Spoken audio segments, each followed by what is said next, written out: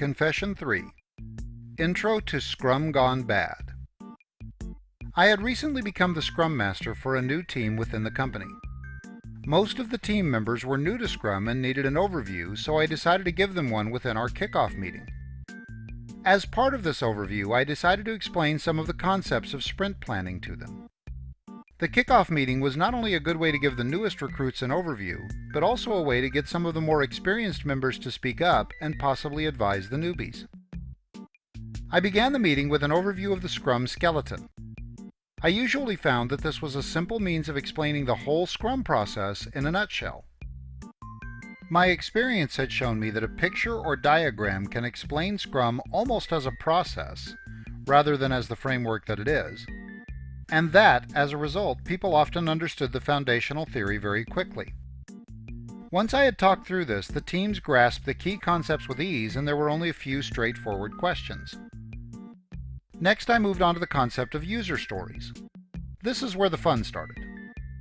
A user story, I said, is the description of a feature from the user's perspective. It's usually written on a card. On the front of the user story is the description in the following form. As a role, I want requirement so that reason. On the back of the card is the acceptance criterion. I went on to explain how stories were written with the team, but owned by the product owner. I then followed up with the concept of sprints. I explained how the user stories committed to in the sprint could not be changed unless the team were happy to accommodate the change. I emphasized how this was meant to help the team to focus. I expected the team would be ecstatic at this news. Finally, a process that would support them, give them room to breathe, and allow them to focus on quality. However, I was dealing with a different breed of team. These were highly analytical, at times glass-half-empty people. They were also very much novices, which made it more difficult for them to understand how the benefits would positively affect them. Not knowing this, I decided to ask one team member's opinion. So, what do you think, Claire? How about you? Claire looked around at the rest of the team. Well, she said, I think it sounds like the most overcomplicated, convoluted process I've ever heard of. I thought this was meant to be a simple framework. It is meant to be, John added, suggesting that the process was actually being made complex. Having only just met the team, I was surprised at the reaction, as I had been trying to explain the benefits, which had been very well received by other teams. So, what do you think is complex about it, Claire? I asked. Well, the whole thing. Why shouldn't the product owner be able to change the stories? And why should she have to go to all that trouble of writing acceptance criteria for every single story? What a waste of time, she exclaimed. I attempted to clarify. I see why you may think that, Claire. It's not that the product owner can't change any stories at all. It's left up to the team to confirm if they can accept the changes and still meet their commitment. This helps them to focus. Also, writing acceptance criteria is really no more effort than writing a functional specification, which you're used to. In fact, it's written in simpler terms and therefore should be far simpler than a functional spec. It's written once and simply refined each sprint. I felt happy that my reasoning was on point, but listened for a reaction. No, I'm not convinced. I still think it's complex, Claire replied angrily. The other team members all pitched in their thoughts. I could see that the comments were causing the newer team members to think negatively of the process. The older team members, Judy and Sammy, were quiet. Although they had the experience to explain how Scrum worked in real life, they were not as outspoken as the other team members. They looked on while the others discussed. I had spent most of the meeting presenting and had left 10 minutes for questions. We also had another meeting directly after this kickoff meeting. I could see that we would need more than 10 minutes and therefore decided to let them run over, but not for more than an extra 5 minutes. The meeting was getting heated and the comments continued. Claire continued to highlight the complexity of the process. John continued to point out that not everything explained was necessary. Seb pointed out that he had worked on many other projects without Scrum and did not see the point, etc.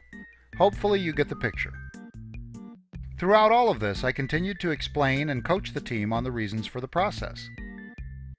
The meeting was starting to become less of a kickoff and more of a Scrum Master justifying the need for Scrum.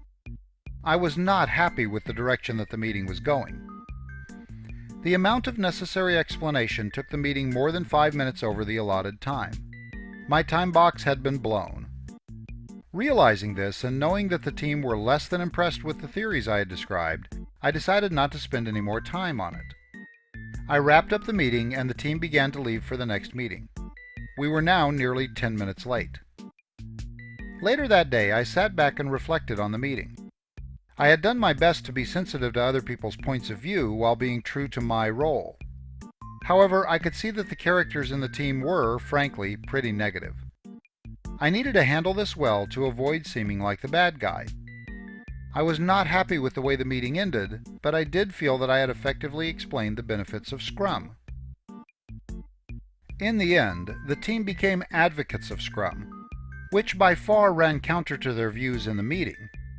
But I always felt that some reorganization within the meeting could have got the team off to a better start and still kept us on time. Lessons learned. Separate the kickoff from the overview. I could have set up an overview separately to allow plenty of time for debate and avoid a rush toward the end. Kickoff meetings are usually more focused on the specifics of a project than the specifics of Scrum. Ask veteran Scrum practitioners for their experiences. We should not always feel like we need to be the only ambassadors of Scrum. There were times in the meeting when the more experienced team members could have participated. Sometimes this can be prompted with a simple prompt like, "Judy, you have some experience in this, don't you? Would you mind sharing your experiences with the team?" Find ways to wrap up meetings during heated debate. The heat of a debate should not cause meetings to overrun. There are various techniques to avoid this. I recommend aiming to wrap up 5 minutes early. Also, in the last 10 minutes, we can either draw the point to a conclusion or find the right point in the conversation and say something like, "Okay guys, I know this is obviously a hot topic, but we only have 5 minutes left. Why don't we run a sprint and then discuss this in the retro?" You can then use the last 5 minutes to summarize the meeting.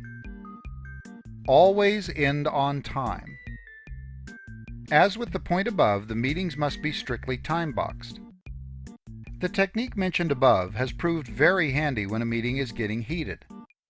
I recommend that you never deliberately run a meeting past its allotted time. You can always discuss urgent matters after the meeting. People will always respect you for ending meetings on time, and this will also enhance your reputation as an excellent chairperson.